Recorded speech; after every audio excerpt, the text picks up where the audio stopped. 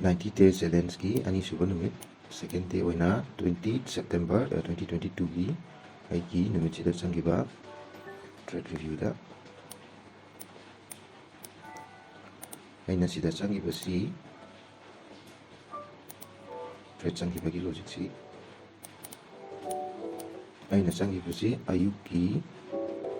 pung 12 minute 35 da aina buy tawba bank nifty se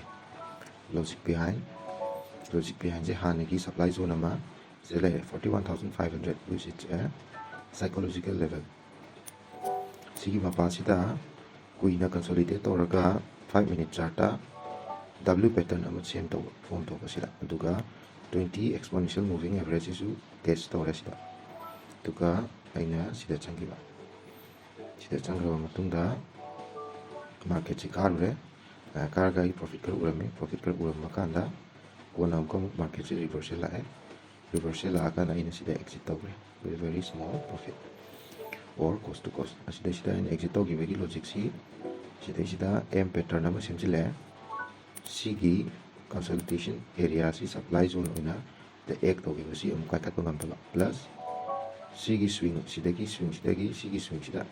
higher low sema position swing si break to give to ina sigi point sida exit to give to ka pivot ta muk check to si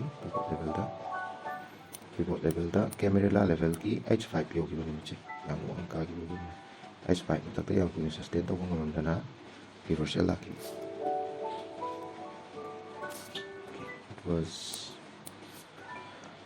not a bad trade market na respond to kita ni tuna chita ina mo pa kun ka to na yam bahana ki balance da pa kun hap sile tara ma to kun hap sile kun try to tare mai ta